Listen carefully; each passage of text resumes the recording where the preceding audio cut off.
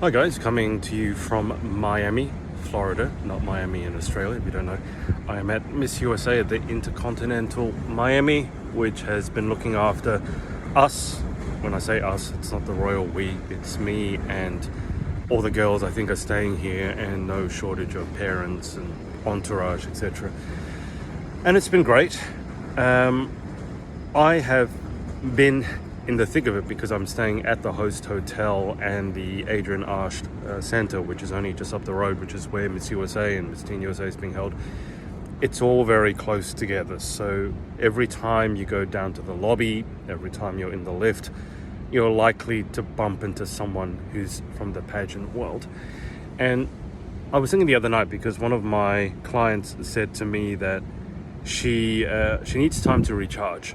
So some people, there's this label of extrovert and introvert, and they say that the difference between the two is that extroverts recharge by being around people, whereas introverts recharge by basically being by themselves, so being away from people.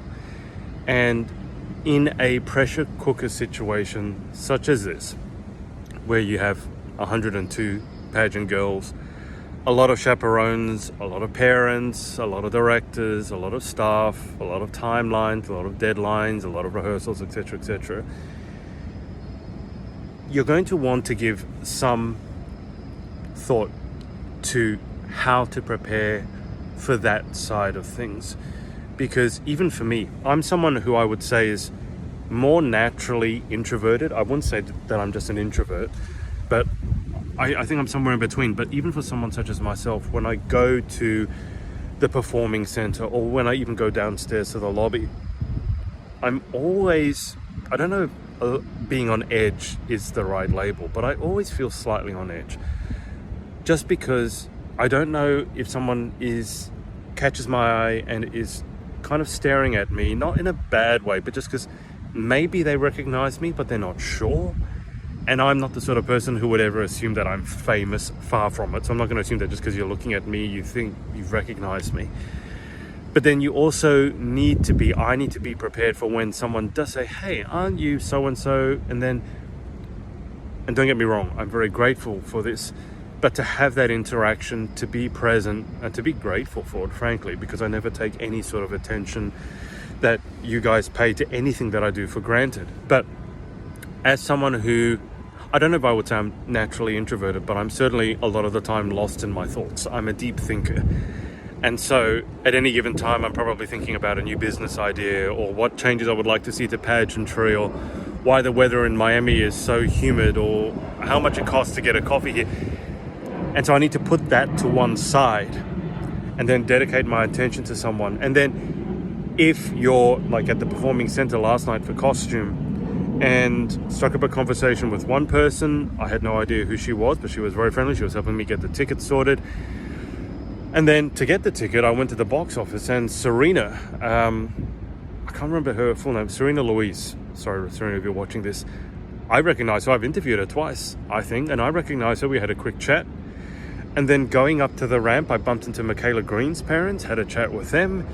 And then going up, I bumped into someone else, and then if you're not that naturally extroverted sort of person, or even if you are and you need some alone time, because I think everyone needs, if you're in a mentally healthy space, you have to be okay with being by yourself at least for a bit of time. But if you're not that naturally extroverted person who always is go, talking, it can get extremely exhausting. And if you've traveled, if you are, let's say you had a tough schedule leading up to the pageant, or if you're like me and you've flown from the other side of the world and you're still recovering from jet lag and the change from a Sydney winter to a Floridian summer, you need that staying power, that energy. Now, I'm not talking about working out, although I will say working out healthily, eating healthily is a big part of it. But just being in this environment, I think, is part of the test. Now, it's not going to be something that you are directly marked on or graded on, but if you're exhausted, if you get sick, if you are worn down and that affects your mood, it's going to affect you in every area, because we've discussed many times mindset underlying everything. And you got to think, you have rehearsal, and then maybe you got to go into interview. If you're tired, if you're frustrated, if you're sick, that's going to hurt you in interview, all things being equal. And it's not something that I knew this, but being in this situation with 102 of the girls, and I think they got here a couple of days before I did. I got in on Friday. I think they got in on Wednesday for the most part. So they've been here almost a week by this stage. And it is a high pressure situation. Don't get it mixed up. And part of your pageant preparation should be for this. And so whether that is stocking up on sleep, which is something I certainly recommend you do, staying hydrated, keeping a few, let's call them flu essentials around if you catch a bit of a bug, then eating healthy, trying to stay away from too much of the caffeine, getting enough sleep, and also finding your people, I think is hugely important in an environment like this, because I'm not naive. If there's 102 girls here, I don't think you're going to end up as being best friends for life with every single one of them. But at the same time, I also refuse to believe that out of 102 people here, that you can't find someone who you could become very good friends with. But everything is going very well here, at least so far. It's prelims today. Today is a big day. So in a couple of hours, we will have Miss prelims. And then at 3 p.m. we'll have teen prelims. And then at 7:30 p.m. is the yacht party. And then Wednesday is going to be teen finals. Thursday is going to be Miss finals. Just making sure I'm not getting that right. Apologies for the wind. Nothing I can do about it. It is very hot and humid here, but it's also very windy. But aside from all that, when you're preparing for a pageant, well, I've discussed before with you guys that yes, you got to prepare for interview, you prepare for your walk, you prepare your wardrobe. That's all the obvious stuff. Preparing your mindset is something that is as important, if not more so, but it's less obvious. You don't normally, at least a lot of people don't normally have a mindset coach, which is what I would consider myself to be more so than anything else, a mindset coach or a life coach.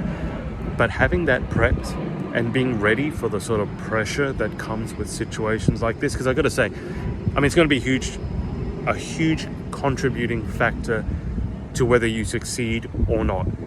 And what I will tell you, as someone who's not even competing, but even I feel a little bit on edge and feel like I always need to sort of be not on my best behavior, because it's not like I'm going around being on my worst behavior, but just being willing at any moment to stop, smile, take a photo, listen to a story, be grateful that anyone has that conversation with you is really important, obviously, but it all takes energy. And if you're someone particularly who's introverted, someone who likes their time with themselves, by themselves, you're not going to get a lot of it in pageants. I can tell you that much. So if you're an introvert, or I think they call it an ambivert, which is somewhere in the middle, like myself, just bear that in mind. I mean, I will say one-on-one, when I have those deep and meaningful conversations, I can talk for hours. But being in those giant public situations with everyone milling around and you don't know who knows who, if I'm honest, I do find that draining. Don't get me wrong. Anyone who comes up and says hello, anyone who recognizes me, I'm extremely grateful. But it is also draining at times. So you're going to want to prepare for that. Hope you're having a great week. Wish us luck for the rest of USA. And I'll speak to you again next week.